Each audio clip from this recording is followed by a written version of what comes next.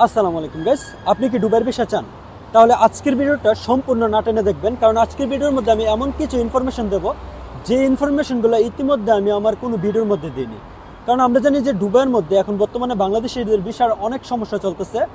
যে ভিসাগুলোর সব থেকে বেশি সমস্যা চলতেছে সেটা হচ্ছে লেবার ক্যাটাগরির ভিসা, আর ভিজিট ভিসা, আর হচ্ছে ফ্যামিলি ভিসা। তবে এখন সুখবরটা হচ্ছে যে ফ্যামিলি ভিসা কিন্তু হইতেছে। যদি আপনি আপনার ফ্যামিলিকে নিয়ে আসতে চান, আপনার স্যালারি সার্টিফিকেট দেখাইতে হইবে 4,000 টাকার উপরে আর কি, তাহলে আপনার ফ্যামিলিকে নিয়ে আসতে পারবেন।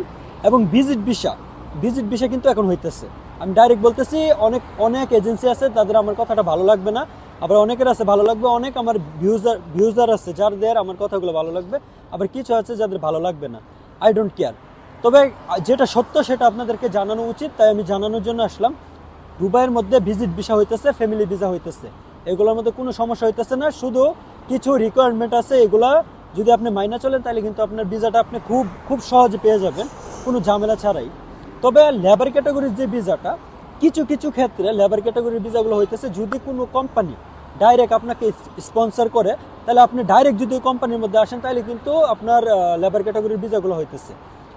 মেয়েদের ক্ষেত্রে, মহিলাদের লেবার ক্যাটাগরি ভিসাটা খুব ইজি পাওয়া যাইতেছে, খুব সহজে হয়ে যায়। পুরুষের ক্ষেত্রে অনেক রিকোয়ারমেন্ট আছে।